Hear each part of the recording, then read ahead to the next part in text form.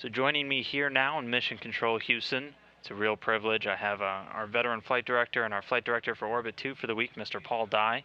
This is his final week as a flight director here at NASA. Paul, first off, I really want to thank you coming on and talking to me for a little bit, sharing all your experiences with me today. Sure, Dan. It's great. So I want to jump right in. How has this last week felt? I mean, you're a flight director, you're a very integral part of the human space flight program. How has this last week felt so far? Well, it's actually been quite fun. I was afraid that it was going to be a little bit sadder than it has been, but the truth is that I've been very, very privileged to fly spacecraft for the United States for many, many years, and flew the entire shuttle program. And now finishing up with a station, and I did station as well, but finishing up dedicated to station the past year and a half has really been fun because I've been able to work with a lot of young folks and pass on a lot of the things that were passed on to me by the early Apollo veterans. And so the week hasn't been as sad as I thought it might be. It's actually been a lot of fun to just to work with the flight controllers again. And we've been keeping it pretty light. We've been having the good, cool dress codes this week. As you can see, today was Vest Day. We had an Apollo Day yesterday, we which did. is really cool. We had a white shirt and skinny black tie day yesterday, just to remind people of where we come from and think about the history. And let's jump into your history really quick. Now, you started here as a student in the cooperative That's program. right. I came here as a student from the University of Minnesota back in my I guess it was my junior year of college, after my junior year of college, and didn't know what I was going to be doing. But it turned out that the operations group had seen my resume, and I'd been flying. I was a commercial pilot when I was young, and I'd been in the diving business when I was young in college. And they said, "Hey, here's a guy who knows operations, real-time operations. Let's snap him up." And so I came here as a flight controller and worked on some of the very earliest shuttle missions, and moved on to being a senior flight controller pretty quickly, and then was a flight controller for about a dozen years before I was selected as a flight director in 1993. And tell me a little bit about your experience as a flight controller. Now, when you are the flight director, you're overseeing every flight controller. You are the flight controller. You're the hive brain. That's right. you. Yeah. How did your experience as just one of the flight controllers here in the room? How did that really help you get to where you were? There probably isn't any better leadership school than Mission Control here in the front room. And that's not just for flight directors, it's flight controllers as well, because every front room flight controller has a back room of flight controllers that supports them. And so you have to lead your back room. You have to learn to trust your back room, just as the flight director needs to learn to trust his front room flight controllers. Yep.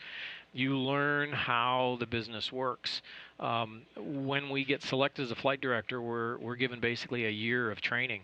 And people say, well, golly, you learn to be a flight controller and you learn to be a flight director in a year. And I said, no, I learned to be a flight director in 12 years as a flight controller, watching how flight directors worked and learning the spacecraft systems, not just learning the systems I was responsible for, but learning everybody else's systems. And that's what made me qualified, like other flight directors, to be a flight director. We were looking outside of our own responsibilities to really look at the big picture. So really being part of a team and eventually leading the team. You've got to be part of the team. I always joke around with flight controllers. It's not really a joke, but it's a thought experiment when I'm talking with FICR front room flight controllers in training, and I tell them that sometime we're going to do a simulation where just before we start the sim, I'm going to make everybody in the room switch consoles.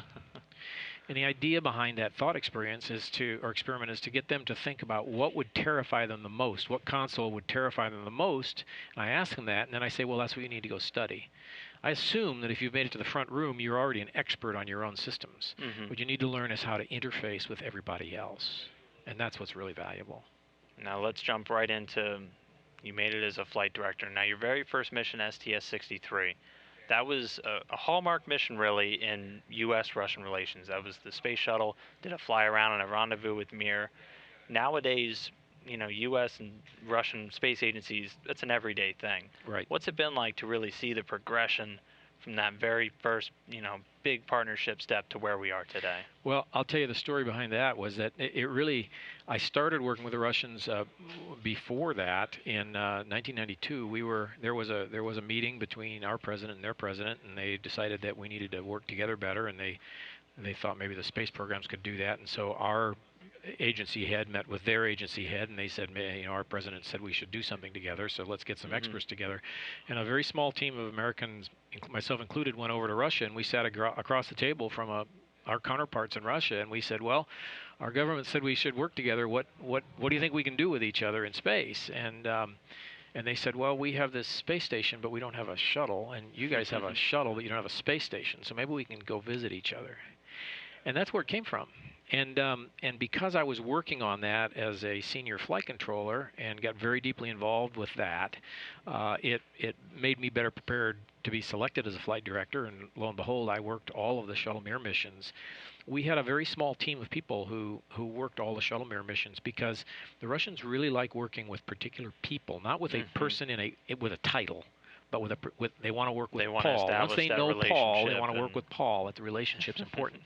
So you became their go-to. That's right. And there was a small group of us that did that. So we worked a small group that did all those missions, and there was a lot of time where we had to discover how each was different. But we really discovered that we were very, very similar. And I told you that when we were sitting across the table, you could point at a guy and say, he looks like a ground controller. That guy looks like an instrumentation officer. And sure enough, that's what they were. That's just the way they worked is very similar to the way we work. And here today, when we work with them on a constant basis, we have Russians here and we have Americans over there, and we're constantly talking back and forth. We work very naturally together. Okay, now let's jump to the end. You were a flight director on the final shuttle mission, STS-135. Right. Want to see if you can go back to that day. How much did it mean to you to really be part of that, flying it out, seeing the successful end of the space shuttle program? I think that you have to understand that I'm basically an airplane guy. I grew up as a pilot and silk scarf and goggles and the like. And so to me, the space shuttle was the highest flying, fastest flying airplane ever built. And there's nothing about the shuttle that I didn't like. I spent a lot of time flying it in the simulators, doing a lot of development work with the handling qualities and things like that. To see the program end was very tough because we could have kept flying that bird for a long time. I'm talking about from the standpoint of from engineering wise and operations wise, we could have kept flying that, and it would have been nice. Here we finished the station, and it would have been nice to be able to continue carrying large loads up and large loads back. And so that last shuttle mission was a little tough. But the great thing about it is that we flew it as professionals right to the very end. We had people that were working on console that knew they were walking out the door when we landed, and they never let up, not one iota, until it was done. That's how much they cared about the program. And these teams always shown so much dedication, and it's always been very impressive. Now, before you were talking to me, flight directors think fast. Right. You describe that again, because that was very cool. I think one of the hallmarks of flight directors, either by selection or by training, is that we tend to think very, very fast. We think of contingencies, and we think of multiple paths and multiple contingencies.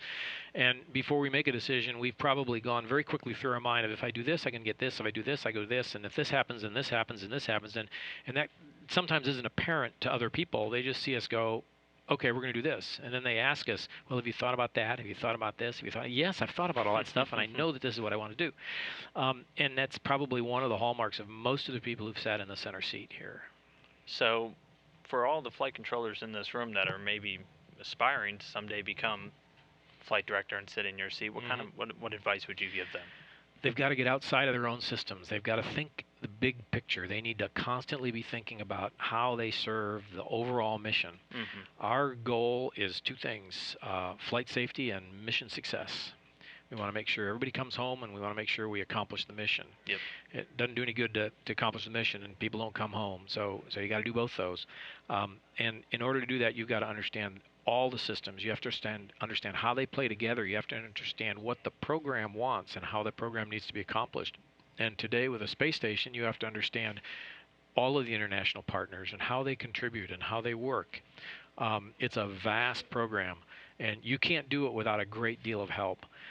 We sometimes describe flight directors as the conductor of an orchestra. I am not a virtuoso on every instrument. I may be able to make noise with most of the instruments, and one or two of them I can probably play fairly well. But we have to depend on a big team, and you have to learn leadership and how to develop leadership, what leadership is. It's different than management. Leadership is about inspiration. It's about inspiring people to a vision. I can identify a leader in an instant by saying, what's your vision? And if they don't have one, then I know that they're not a leader. You have a vision, you make it so attractive to other people that they say, I got to go do that. And the leader just needs to get out of their way and help provide them with the resources to get it done. Well, hopefully we have a few more leaders sitting here listening in that are going to take note. Well, as your time as a flight director is coming to an end, is there anything you're really going to remember from all the time you spent in this room flying the shuttle? Is there anything that's really going to stand out? You know, people ask me that all the time, and the fundamental answer is I have had so many incredible moments doing what I've been allowed to do for 33 years that it's impossible to pick them out. It would be like choosing between which is your favorite child. We've just had so many incredible moments from beginning to end, and sometimes you stop and you go, wow, I can't believe I've been allowed to do that. People who are really enamored by space and aeronautics and the like, but haven't been given a chance to work here, would probably give just about anything to have been involved in some minor way with one shuttle mission. I flew 39 missions as a shuttle flight director, 9 of those as the lead. How can I possibly complain about anything? Everyone was a highlight. Well, it sounds like you certainly will be walking away with, just as much as you put in, I hope. Oh yeah, it's been an incredible experience. Any big plans for afterwards? Anything exciting you're looking forward to? Well, I've always been an airplane guy, and I'm going to continue being an airplane guy. I'm pretty deeply involved in experimental aviation, flying and building airplanes, and helping to test airplanes and work on designs. I'm an advisor with the Experimental Aircraft Association. I'm big into operations and safe flight testing and things like that. So we have a lot of things to work on in that area, and flying is wonderful. All right. Well, best of luck with that. Stay safe in the air. You certainly have a lot of experience with flying safe, so I have no doubt you'll continue to carry that on. Okay. Thank you very much. Really want to thank you real quick, Paul, so much. It's been a real privilege. It's been great sitting here with you and the team for your last week, and it's been an honor. Okay. Well, thanks much. We'll see you tomorrow. Best of luck in the future. Okay. Bye-bye.